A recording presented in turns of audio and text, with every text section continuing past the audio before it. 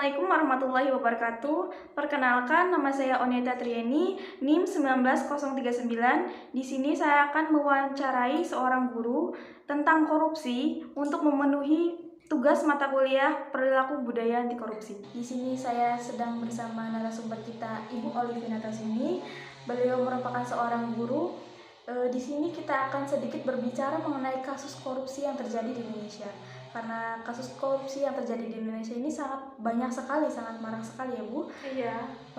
Menurut pendapat Ibu, bagaimana pandangan Ibu terhadap kasus korupsi yang terjadi di Indonesia? Iya, kasus korupsi yang terjadi di Indonesia tentunya sangat merugikan ya, banyak sekali pihak yang dirugikan. Jadi sebenarnya kasus korupsi itu terjadi mungkin bisa dari hal-hal kecil ya. Karena korupsi itu sendiri merupakan kerusakan. Arti dari korupsi itu merupakan kerusakan. Jadi dari hal kecil bisa menjadi besar yang akan merugikan mungkin masyarakat besar ya. Contohnya dari hal kecil kita korupsi waktu ya. Kita melaksanakan tugas, seharusnya kita masuk jam 7, kita masuk jam 8. Kemudian setelah kita melaksanakan tugas, harusnya kita pulang jam 4, kita malah pulang jam 3. Itu sudah merupakan contoh kecil kasus korupsi yang terjadi di Indonesia. Dari hal-hal kecil itulah mungkin yang akan menjadi besar. Pembiasaan dari hal-hal kecil menjadi besar. Sebenarnya kasus korupsi juga mungkin ada salah satu contohnya gratifikasi, kasus suap, kasus penggelapan dana. Ya, kasus ini terjadi mungkin karena kita kurang bisa membentengi diri kita untuk mencegah hal itu terjadi gitu. Contoh kecilnya lagi dari hal kecil ya, misalkan kalau kita melakukan sesuatu, kemudian kita menerima sesuatu dari orang tersebut. Seharusnya ketika kita memberikan pelayanan, kita itu harus benar-benar kita setulus hati. Kita nggak usahlah minta imbalan ini itu gitu ya. Tetapi misalkan kalau orang itu sengaja ingin memberi kayak tanda terima kasih gitu, kita harus bisa mempersiapkan diri gitu, karena kita merupakan seorang pelayan ya, pelayan publik ya, merupakan pelayan publik, kita harus melakukannya dengan sepenuh hati gitu aja ya. Jadi menurut Ibu ini kan kasus korupsi ini dimulai dari hal-hal yang kecil ya Bu ya? Iya benar. Dan kita harus bisa membentengi diri sendiri. Iya. Bagaimana faktor-faktor yang mencetuskan korupsi dari hal-hal yang kecil tersebut Bu? Ya, banyak sekali ya faktor-faktor yang menjadi timbulnya kasus korupsi tersebut ya. Contohnya bisa dari diri sendiri karena tidak mampu membentengi diri, bisa juga dari lembaga, dari masyarakat juga bisa, dari kehidupan sosial. Jadi gini loh, kasus korupsi terjadi mungkin karena adanya rasa ketidakpuasan dalam diri. Jadi kita misalkan manusia itu pengennya selalu apa-apa puas, pengennya selalu serba punya. Jadi mungkin banyak jalan pintas. Jadi akhirnya mereka menggunakan jalan pintas tersebut. Apabila kita bisa menyetop, mengkondisikan perilaku yang hedonis ya, karena selalu ingin merasa segalanya punya, dari perilaku hedonis tersebutlah mungkin korupsi bisa menjadi terjadi ya. Bisa juga karena kita dalam melaksanakan tugas tidak disertai dengan etos kerja.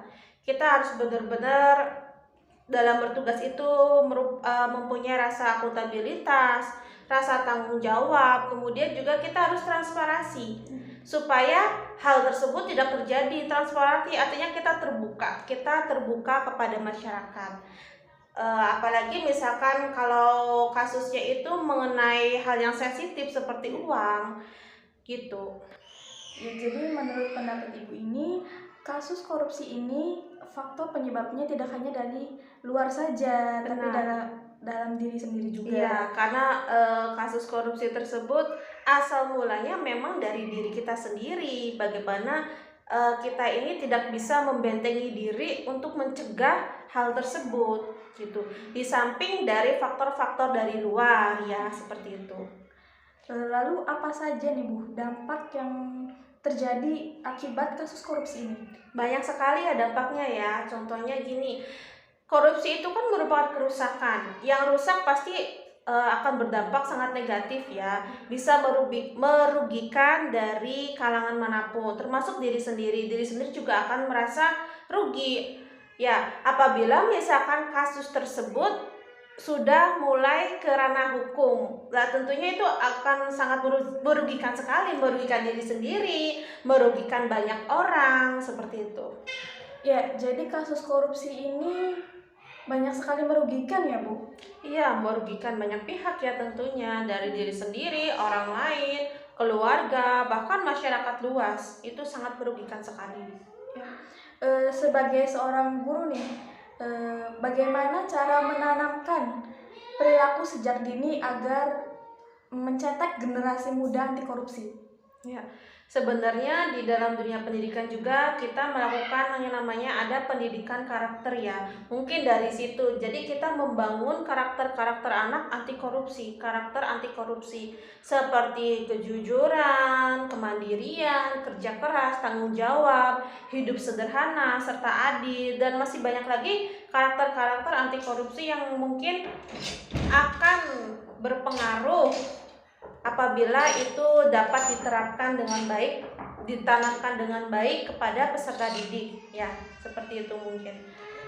Ya, lalu apa saja nih, apa pesan yang ingin Ibu sampaikan kepada generasi muda saat ini?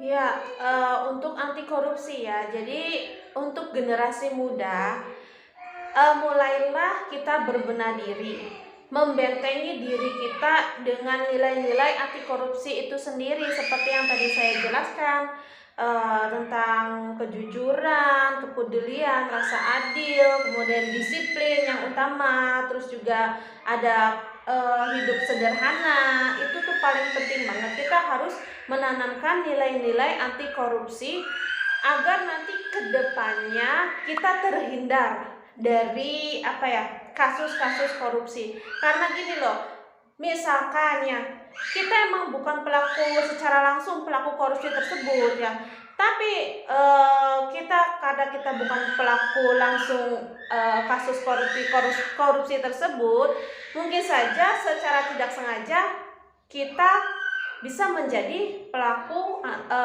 kasus korupsi.